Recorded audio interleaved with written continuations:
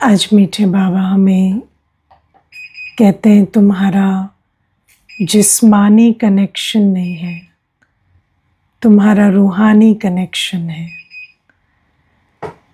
और अभी पीछे कुछ दिनों पहले मुझे एक प्रश्न कोई पूछ रहे थे कि स्पिरिचुअलिटी को समझने की ज़रूरत क्यों है, क्या ज़रूरत है आत्मा का ज्ञान समझने की, है ना।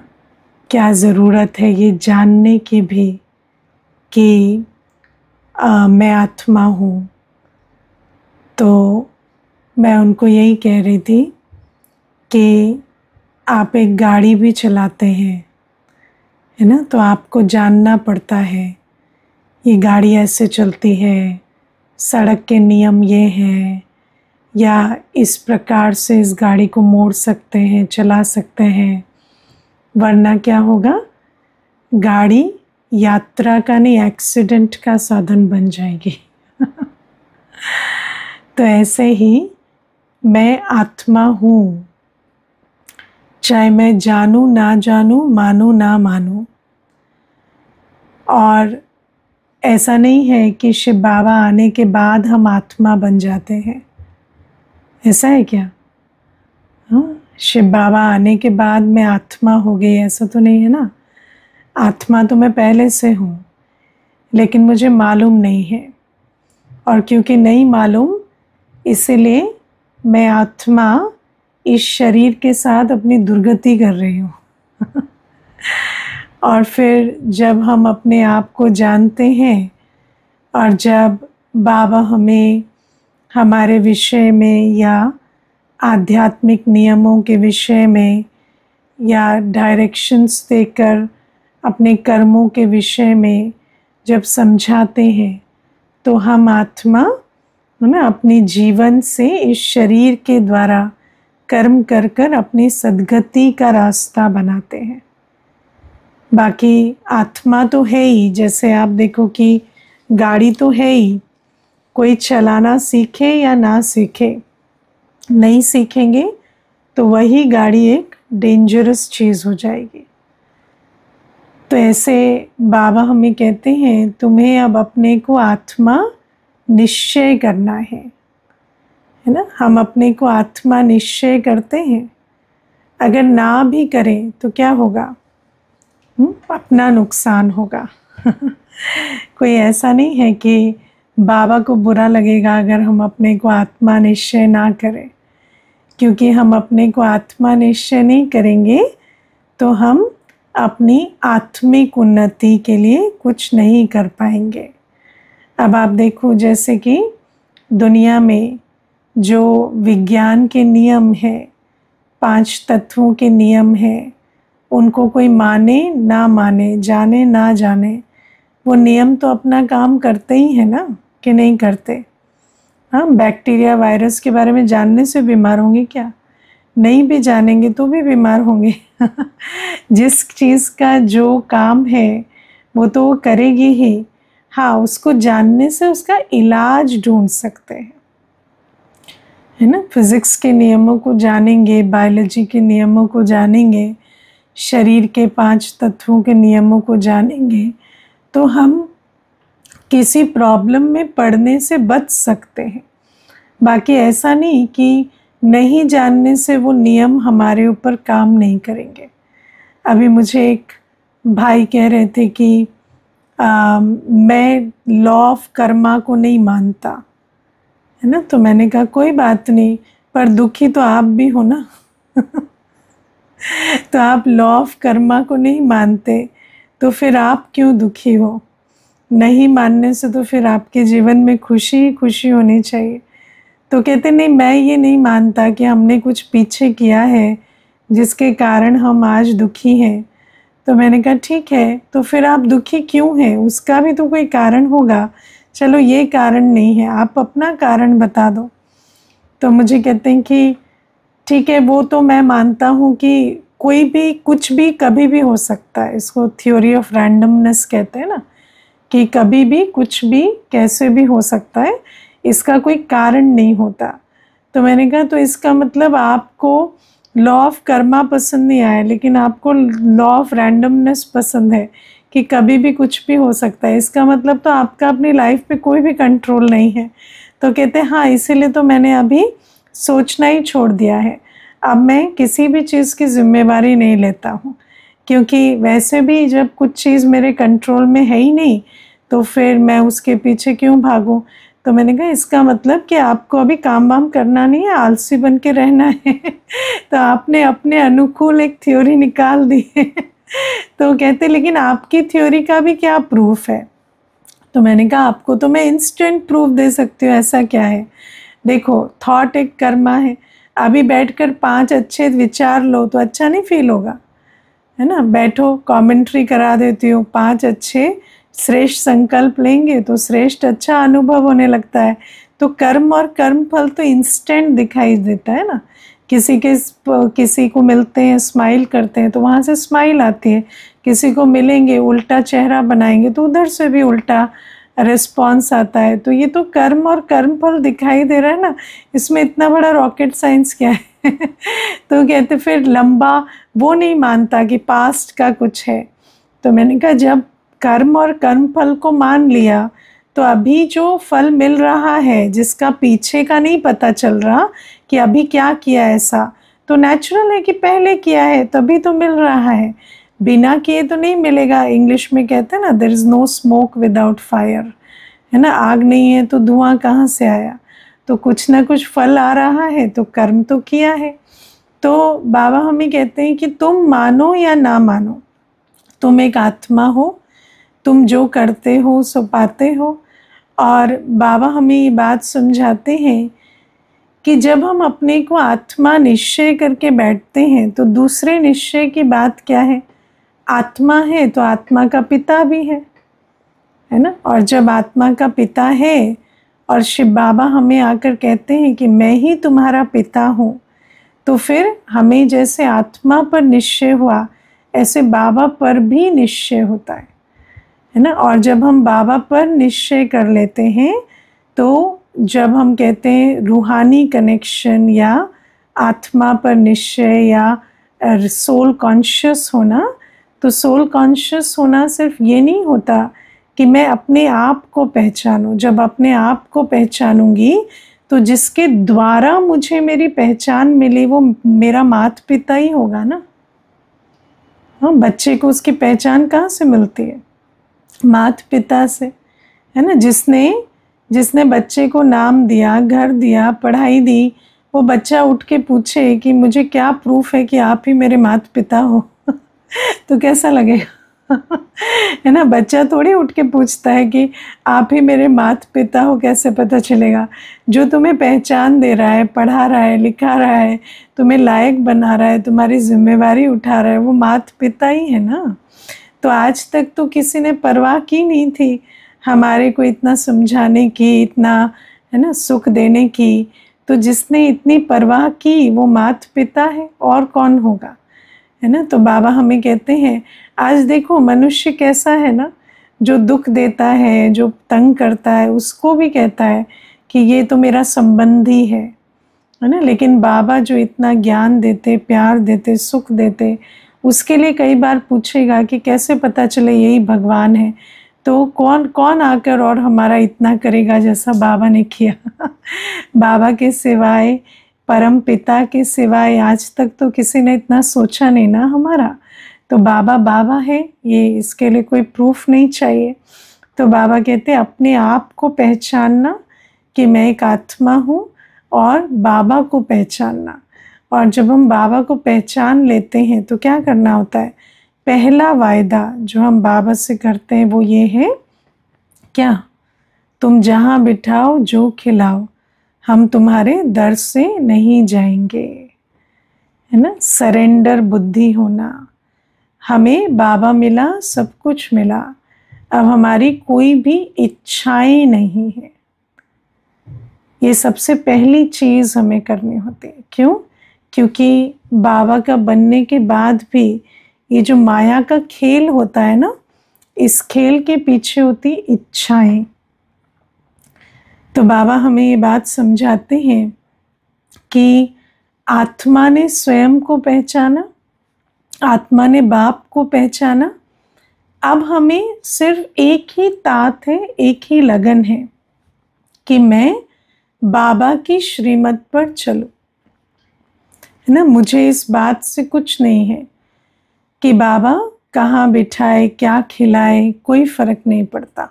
क्या फर्क पड़ता है ना। बाबा की याद में आप कभी अपने आप से एक प्रश्न पूछना, बाबा की याद में शांति प्रेम सुख के सागर के सानिध्य में सूखी रोटी अच्छी है या बाबा के बिना, है ना, दुख अशांति की अनुभूति में 56 पकवान चाहिए है ना। तो अब बाबा मिला तो उसके बाद कुछ मिले ना मिले कोई अंतर नहीं पड़ता। जो इस बात को समझ जाते हैं ना, बाबा हमें कोई ये नहीं कहते कि जो है उसे छोड़ के जंगल चले जाओ, ऐसा बाबा ने कुछ नहीं कहा। जो है सो ठीक है, नहीं भी है तो क्या फ़र्क पड़ता है ना। मुझे ये चाहिए वो चाहिए, ये इच्छाएं किनको होती, जिनको मुझे क्या मिला उसकी रियलाइजेशन नहीं है। तो बाबा कहते हैं मैं कौन हूँ और मेरा कौन है, इस नशे में रहो। और मुझे अभी ये जो जन्म है ये भौतिक इच्छाओं की पूर्ति का जन्म नहीं है। ये जन्म हमें मिला है भविष्य की कमाई करने के लिए। इस जन्म में इस दुनिया की अविनाशी, इस दुनिया की विनाशी इच्छाओं के पीछे अपना समय, संकल्प, एनर्जी, धन नहीं लगाना है। ये बात पक्की समझ में आती है कि अभी हम बाप से वर्षा ले रहे हैं, हम बाबा से पद ले रहे हैं। हमारे जीवन का यही एकमात्र लक्ष्य है। क्योंकि जिनको ये इच्छाएं होती है ना, इच्छा की कहानी याद है ना, सीता की कहानी। इच्छा वाले को रावण उठा कर ले जाता है और सचमुच बहुत छोटी छोटी इच्छाएं होती हैं जिनके कारण हम बाबा की बनकर बाबा को छोड़ देते हैं। क्योंकि वो जो इच्छा होती है उसमें जैसे ही बुद्धि फंसती है तो बुद्धि और फिर अच्छा नहीं बनने देती। फिर तो इच्छा को, बाबा को भी इच्छा के पीछे भेज देते हैं। जैसे कहानी में भी दिखाया कि राम को भी सीता ने स्वर्ण मृग के पीछे भेज दिया। तो बाबा हमें ये बात समझाते हैं कि हमें इस दुनिया की आशाओं, इच्छाओं से अब परे हो जाना है। अब हमें बाबा की श्रीमत पर चलकर वर्षा लेना है। आप देखो कई बार क्या होता है, बाबा आज हमें बहुत अच्छा एग्जाम्पल देते हैं कि पाप कर्म, चोरी आदि सब कुछ इच्छावश होते हैं, है ना। बहुत छोटी सी बात है ना। कोई किसी का, आपको मोबाइल का कवर पसंद आ गया, रबर बैंड पसंद आ गया, बहुत छोटी छोटी चीज़ें होती हैं। लेकिन क्या है, उस इच्छावश भी क्या होगा, दूसरे की चीज़ बिना परमिशन के ले लेंगे। उसको क्या कहते हैं, चोरी कहते हैं। अब आप विचार करो कि बाबा का बनने के बाद चोरी कर लिया, कितनी बड़ी बात हो गई। लेकिन वो चोरी किसने कराई, इच्छा ने कराई। और अगर हम इन भौतिक इच्छाओं को, विकारी इच्छाओं को नहीं छोड़ेंगे तो बहुत प्रकार के पाप ये इच्छाएं कराती हैं। कई बार ऐसा होता है कि कोई चीज़ की इच्छा नहीं है, मान शान की इच्छा है ना, या अभिमान है कि मेरी माने, कोई मेरी सुने, है ना। मुझे एक याद है, एक माता थी तो उसने क्या किया कि उसकी बहू उसकी सुनती नहीं थी। तो ज्ञान में चलती माता, बहू ज्ञान में नहीं थी, लेकिन माता जो है बहू के ऊपर हाथ भी उठाई, उसको बदनाम भी की, उसको हर प्रकार से फोर्स करने की कोशिश की, है ना। हर प्रकार से, हर एक के सामने उसकी निंदा करे, हर एक के सामने बोले ये बात नहीं सुनती, ये बात नहीं सुनती है। लेकिन क्या इतना करने के बाद भी बहू ने बात सुन ली क्या, नहीं सुनी, है ना। तो इच्छा पूरी भी नहीं हुई। और विचार करो कि कितनी डिससर्विस, क्योंकि एक आत्मा ज्ञान में चलने के बाद भी उसके मुख से क्या निकल रहा है? कोई शुभ भावना नहीं, कोई शुभकामना के बोल नहीं, हर समय निंदा, हर समय ग्लानि। इतना बड़ा पाप कर्म आत्मा से हो रहा है। क्यों हो रहा है? क्योंकि इच्छा कि ये मेरे कंट्रोल में रहे, है ना। कई प्रकार की सूक्ष्म इच्छाएं होती है, कोई मेरे कंट्रोल में रहे, ये इच्छा भी बहुत बहुत जैसे कैसे हो जाती है ना, मनुष्य को पागल कर देती है।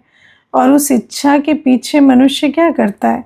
कोई मान मर्यादा कायदा कुछ नहीं दिखाई देता उससे, है ना। निंदा पे निंदा, अपमान पे अपमान व्यक्ति का किए जाते हैं, क्योंकि समझते हैं कि इसी प्रकार से फोर्स करके किसी को अपनी बात मनवा लेंगे। लेकिन तब क्या हो, जब उसके बाद भी आपकी बात कोई ना माने, तो पाप का खाता तो अपना ही बना ना। कई बार मान शान की इच्छाएं होती हैं, जिससे जेलसी जन्म लेती है ना। किसी को मान मिल रहा है, शान मिल रही है, महिमा मिल रही है, और अंदर अंदर क्योंकि वो मान शान हमें भी चाहिए, तो वो इच्छा जन्म लेते ही क्या होता है? जेलसी शुरू हो जाती है। और जेलसी कैसी होती है? दूसरे के प्रति भी बुरा सोचेंगे और अपने अंदर भी अपने दिल को जलाते रहेंगे। और ये सब कुछ क्या बन जाता? माया का द्वार। कहाँ हमें तो बाबा को याद करना था, कहाँ हम इन्हीं चक्करों में पड़ गए, है ना। कई बार कुछ और इच्छाएं होती, घूमने फिरने की, खाने पीने की। आप सोचो पूरा संगम युग मनुष्य क्या बाबा को याद करने के बजाय घूम फिर ही रहा है ना। टांगे दुख गई, सब कुछ हो गया, लेकिन मनुष्य का घूमना फिरना खत्म नहीं हुआ, पेट ही नहीं भर रहा है। तो है ना, कितना घूमेंगे, कितना फिरेंगे? ये इच्छाएं कोई तृप्त थोड़ी होती हैं, ये इच्छाएं पूरी नहीं होती। तो बाबा कहते कितना भी खा लो, कितना भी घूम लो, ना पेट घूमने से भरता है ना खाने से भरता है। तो बाबा हमें कहते हैं ये जो इच्छाएं हैं ये छोड़ देनी होती है। क्योंकि जब हम देखो, कई बार वो एग्जाम्पल देते हैं ना कि जैसे आप तो सड़क पर चल रहे हैं, अपनी ड्राइविंग कर रहे हैं, बहुत मज़े में हैं, लेकिन बगल से एक गाड़ी गई तो आपको इच्छा हुई मैं इससे तेज़ जाऊं, है ना, मैं इसके साथ रेस लगाऊं और जीतूं। एक सूक्ष्म इच्छा अंदर ही अंदर, आपने उसको कहा नहीं, उसने भी आपको कहा नहीं, पर आप अंदर ही अंदर उसके साथ क्या है, कंपटीशन करने लगे हो। और उसमें क्या हो रहा है, आज वो तेज़ भाग रहा है तो आप सिग्नल तोड़ने लगे हो। लेकिन और उसको तो पता भी नहीं है कि कि आप कोई उसके साथ कंपटीशन कर रहे हो, लेकिन आप अपनी कंपटीशन में कितने सिग्नल तोड़ चुके हो, कितने चालान कटवा चुके हो जो आपको मालूम भी नहीं, है ना। तो बाबा हमें इसीलिए कहते हैं कि जो अंदर अंदर मुझे ये चाहिए, मेरे पास ये हो जो इसके पास है, उसके पास पद क्यों है, मेरे पास पद हो।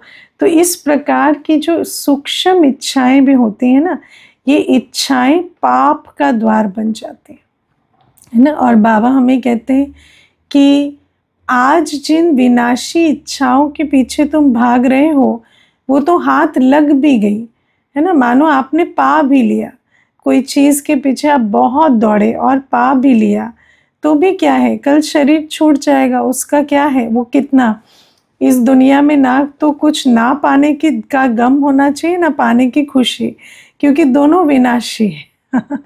नहीं भी पाया तो क्या, विनाश हो जाना है, पा भी लिया तो क्या, कल खत्म हो जाना है। तो बाबा कहते उसके पीछे इतने पाप नहीं बनाओ, क्योंकि जिन इच्छाओं के पीछे पड़कर तुम अपने संगम युग के समय को, है ना, जो पुण्य का खाता जमा करने का समय है, उस समय में जो तुम पाप बना रहे हो, वो अगर तुम पुण्य का खाता बनाने में उतना समय, संकल्प या अपनी टाइम, एनर्जी, पैसा लगाते, तो क्या होता, तुम चले जाते वहाँ जहाँ सब इच्छाएं आप पे ही स्वतः पूरी होती। सतयुग में कोई इच्छा रखनी नहीं पड़ेगी। बाबा आज कहते सतयुग में गिनती नहीं होती, है ना। इसीलिए कहते हैं अकिचार मिलता है, वहाँ कोई भी चीज़ गिननी नहीं पड़ेगी, इतना सब कुछ मिलेगा। लेकिन बाबा कहते उस प्राप्ति से वंचित हो जाएंगे अगर यहाँ की इच्छाओं के पीछे भागेंगे, क्योंकि इच्छा जैसे ही जागती है तो मनुष्य आत्मा पाप पुण्य मर्यादा सब भूल जाती है ना। मैंने कभी नहीं देखा किसी को जो इच्छावश मर्यादित होकर चल सके, है ना। इच्छा जैसे ही अंदर आएगी तो धीरे धीरे एक मर्यादा दूसरी मर्यादा, क्योंकि इच्छा अंधा कर देती है मनुष्य को।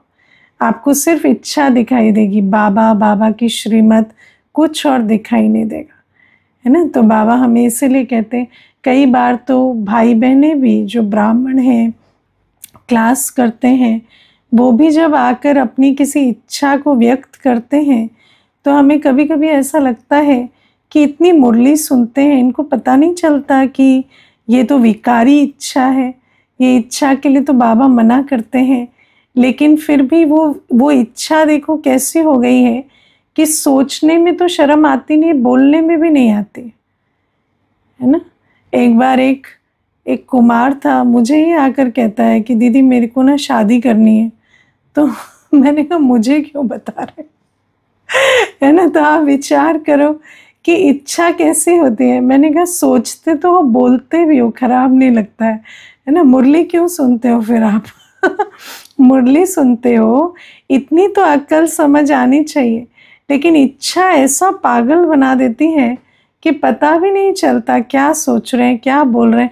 मैंने कहा जब आके यहाँ पर हमारे सामने बोल पा रहे हो तो लौकिक दुनिया में जो विकारी आप क्या नहीं करते होगे, है ना।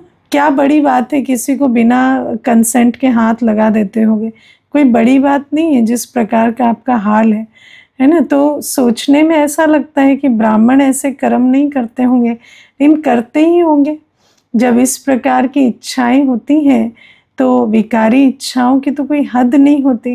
तो बाबा कहते हैं विकारी इच्छा चाहे वस्तु की हो, व्यक्ति की हो, वैभव की हो, किसी इंद्रिय सुख की हो, सारी इच्छाएं जो मान शान की इच्छाएं, ये सारी इच्छाएं हमें बाबा से दूर और पाप की ओर लेकर जाती हैं। इसीलिए आज बाबा ने कहा कि तुम्हारा अब एक ही लक्ष्य है, तुमने बाप को पहचान लिया, अब तुम्हें बाबा से वर्षा लेना है और तुम्हें इन भौतिक इच्छाओं के पीछे, आशाओं के पीछे नहीं भागना। और बाबा हमें कहते हैं पुण्य आत्मा बनना है ना, तो 3 चीज़ों पर अटेंशन देना है। पहला, अच्छे कर्म करो, है ना। फिर ऑलराउंडर बनो। और तीसरा, बाबा कहते हैं दैवी गुण धारण करो। ये बाबा हमें समझाते हैं कि कर्म की गति कैसे है, क्योंकि जैसे आप देखो शरीर के लिए भी नियम है, जो करेगा जो जैसा हम खाएंगे वैसा शरीर बनेगा, या जिस प्रकार की हमारे, है ना, शरीर के नियम है उन अनुसार नहीं चलेंगे, उठना सोना खाना पीना, तो शरीर बिगड़ जाएगा। ऐसे ही बाबा कहते हैं, बाबा अभी हमें रूहानी नियम समझा रहे हैं, इन्हीं नियमों पर चलेंगे या बाबा के डायरेक्शन पर चलेंगे तो पुण्य का खाता बनेगा।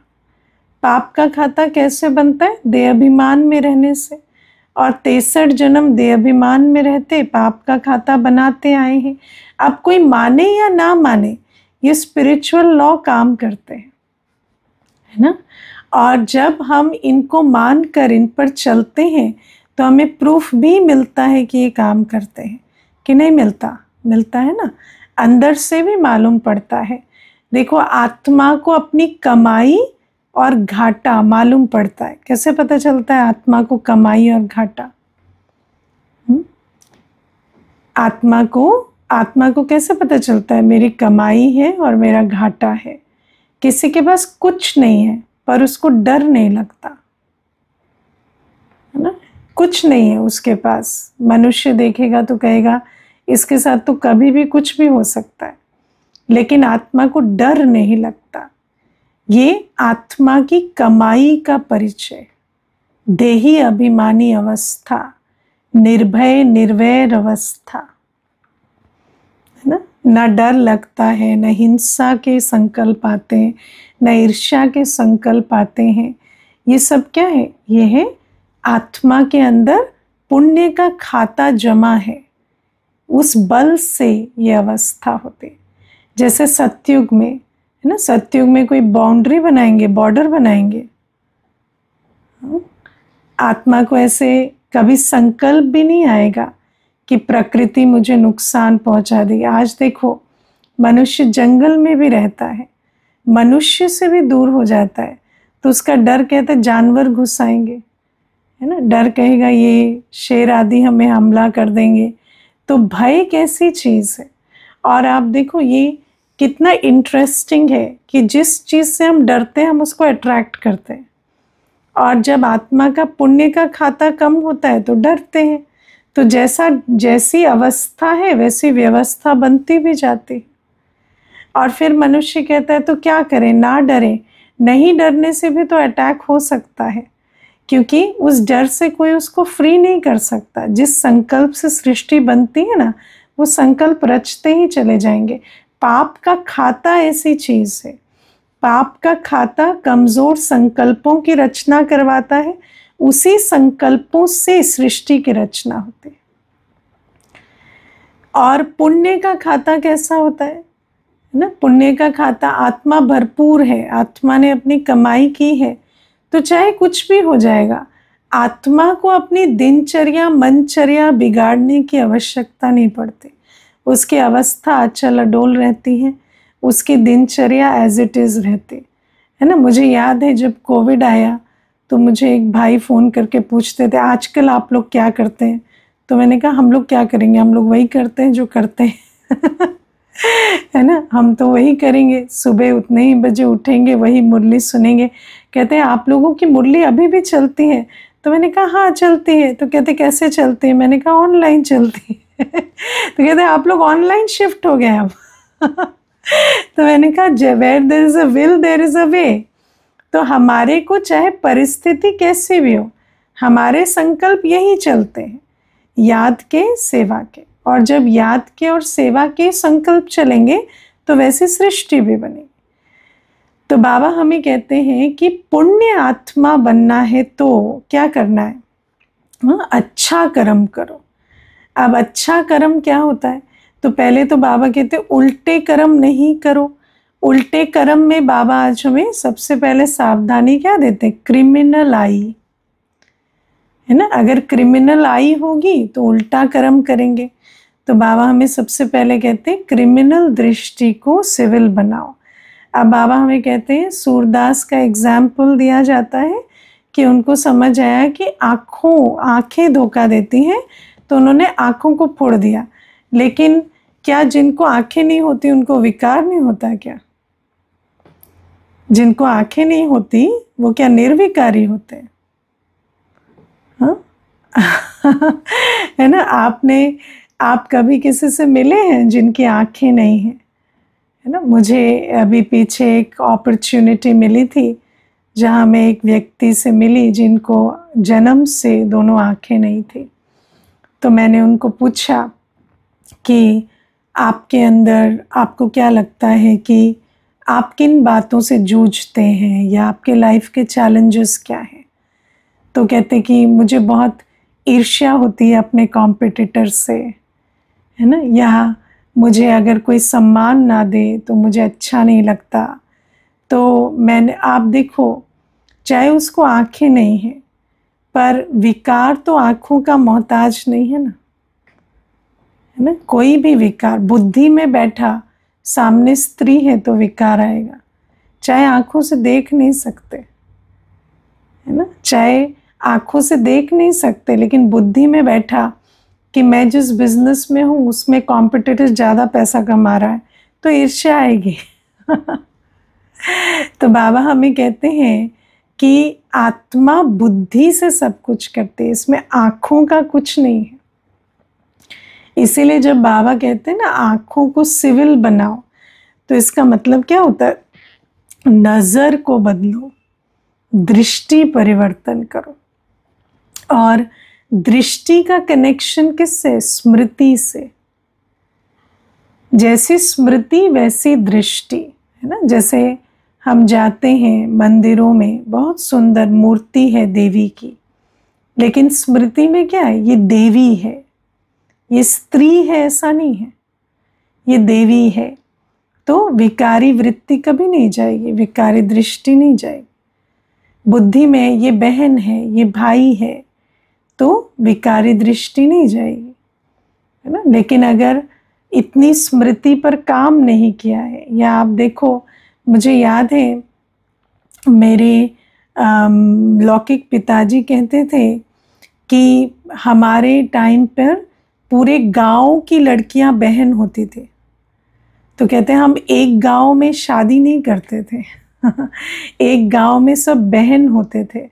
और मुझे याद है कि जो उनके गांव की एक बहन आकर पास में बसी, तो वो उनको वैसे ही सम्मान देते थे जैसे अपनी लौकिक बहन को देते थे।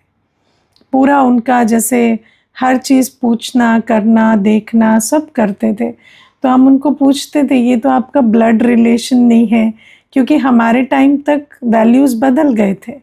तो हमें लगता था कि ये क्या है, ये थोड़ा ज़्यादा हो रहा है कि क्यों इतना है ना। वो कोई लौकिक बुआ तो हमारी है नहीं, तो वो कहते थे नहीं नहीं बेटा, पहले बुआ, पहले ये सब हम गांव के बच्चों को भाई बहन ही करते थे।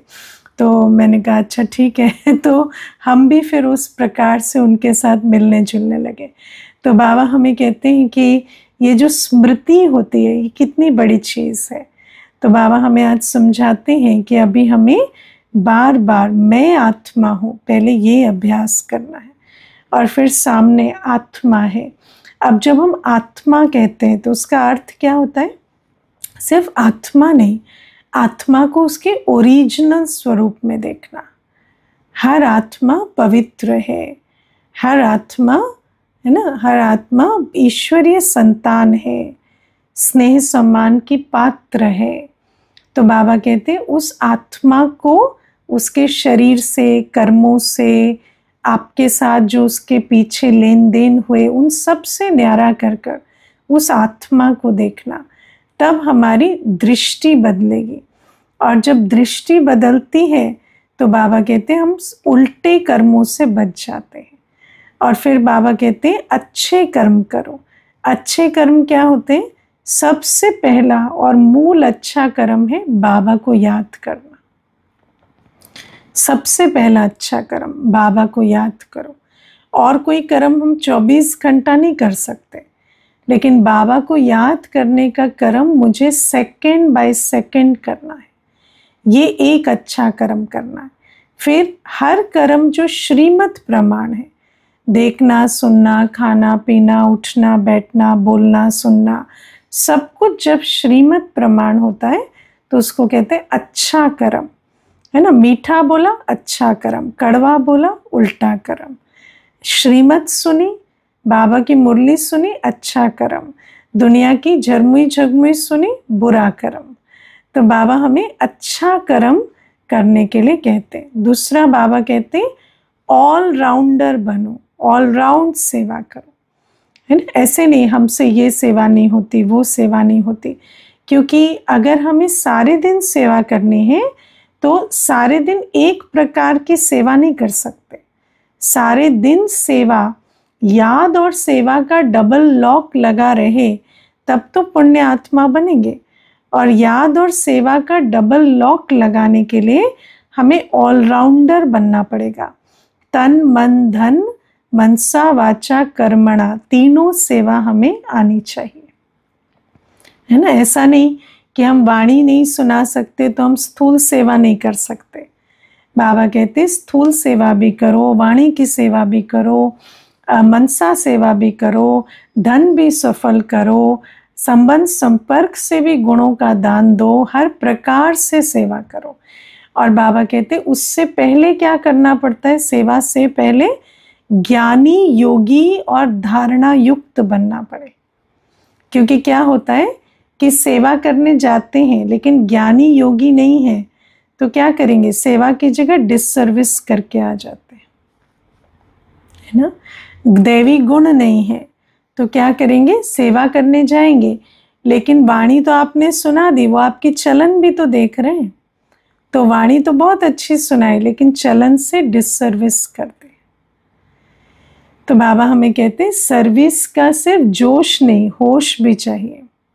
सर्विस के लिए अकल भी चाहिए, सर्विस के लिए तैयारी भी चाहिए।